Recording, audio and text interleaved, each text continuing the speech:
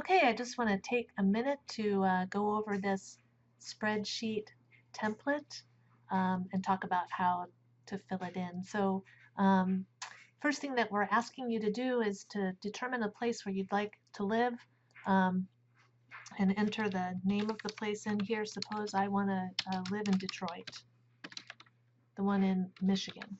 Um, and so I'll do a little internet research about housing and rental properties in Detroit.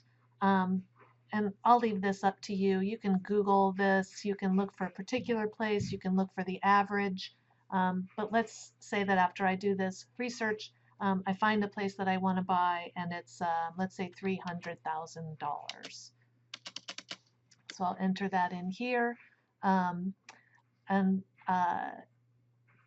Normally, often when you buy a house, you need to put a down payment down so that you have some sort of investment in the house. So you're not just putting all of the responsibility on to the bank. Lately, most loans require a 20% down payment, so we want to get a 20% down payment here. So I just want 20% of the purchase price of the home. And then the loan amount is going to be the difference between these two things. So you'll just want to do a subtraction here. And is this an actual house, or did you Google like what the average housing costs are in your area? And let's say that this is just an average. So while you're poking around looking at houses in the city that you've chosen, we're also asking you to look at rental costs as well. And let's say I found that the average rental cost in Detroit, Michigan, let's say is, I don't know, $1,600 each month. And again, maybe you found an actual place, maybe you looked up the average cost, whichever it is, you can just type that in there. Okay, now for the rental, we're done because that's just the cost to rent, and that's what it is. But for the purchase of this place, we need to do a little bit of figuring here. So we'll go to this bank rate mortgage calculator.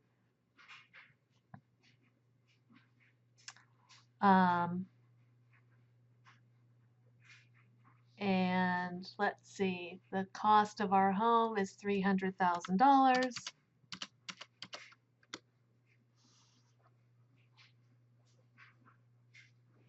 We want a 20% down payment. The length of the loan is 30 years. We're going to use a 3.5% interest rate. Let's go back here. Interest rates are at about 3.5%. That's the one that we're going to use anyway. So a 3.5% interest rate. Get this add out of the way. And then we have everything that we need here about how our mortgage payment is going to break down.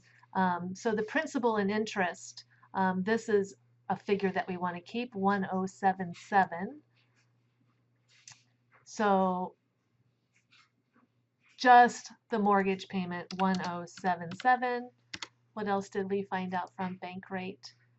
Insurance is $54 a month, and property tax is $268. 54, 54, and $268. All right. And then when you own a home, anyone who owns a home will tell you that there's always work that needs to be done. And we've poked around a bit and found that that's about 20% of the principal and interest that you're paying on the house. So we want to compute that here. So we need 20% of this amount. And then once we have that, we'll add all of these things up to get the total monthly cost to buy a place. So after we've computed all of these costs and added them all up, now we have our monthly cost to buy a place and our monthly cost to rent a place, and we'll go on to the next page. The spreadsheet is built so that the numbers that you entered on the first page show up in different places here on page 2. So what we have at the top of this page are these costs that are not part of the mortgage. These property tax, insurance and capital expenses, those are costs that are going to go up over time as inflation brings the cost of everything up. So we're going to apply the rate of inflation to this bundle of costs, but not to the mortgage amount itself. So I need to find the total of these things. And once I total those things up, we will see that total here. Okay, so there's a table down here, and we have some finishing work to do at the end. So let's talk about how to fill in this table. If we look just at the rent, that's in the first column here.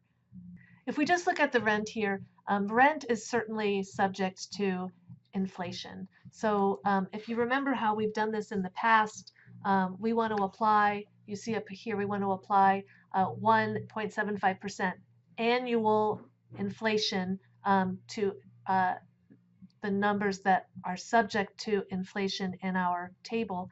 Rent is one of them. So we'll take last year's rent and we'll add to that 1.75% of last year's rental amount. Oops.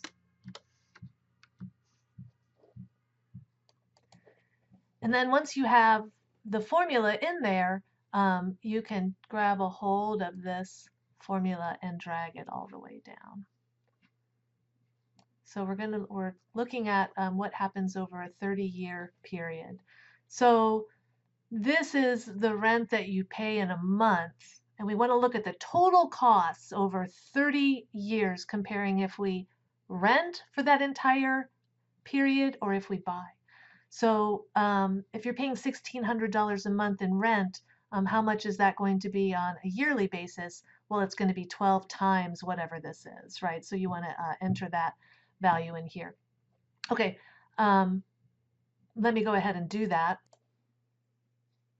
Okay, so I've done that throughout the entire table, so I have all of the costs of renting this place. So good. Now let's look at the mortgage. So what we've done here, the total mortgage payment is the principal and interest. That's what we have right here.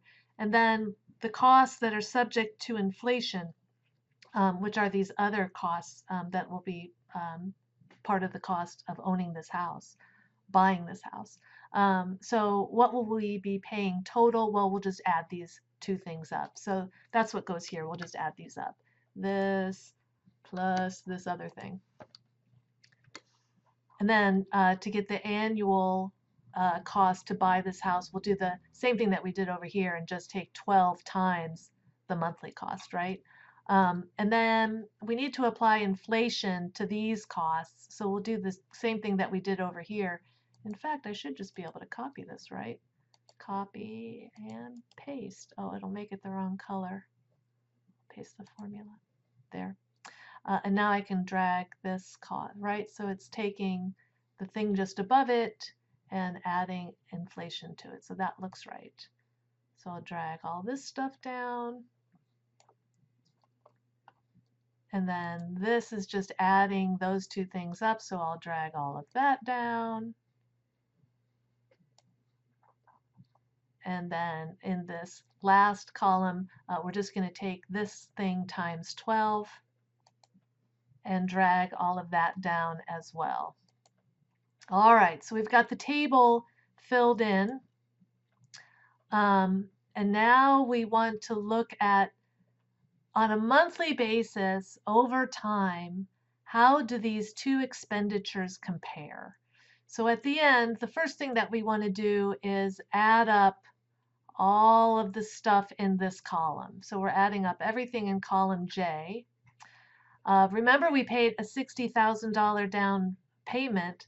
That's not nothing. That's money that we had to pay. So we have that entered in here. So we get this total. We add to it the down payment, And then here we will add these two quantities up to get the grand total of what it costs to buy this house.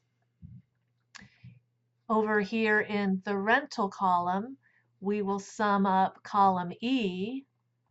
There was no down payment or anything else to rent this place. So that'll be the grand total of what we paid to rent. And then our final comparison will be to take each of these grand totals and divide them by 360. Why? Because 360 is the number of months in 30 years. And once we do that, we will be able to compare how much we paid for each option on average each month.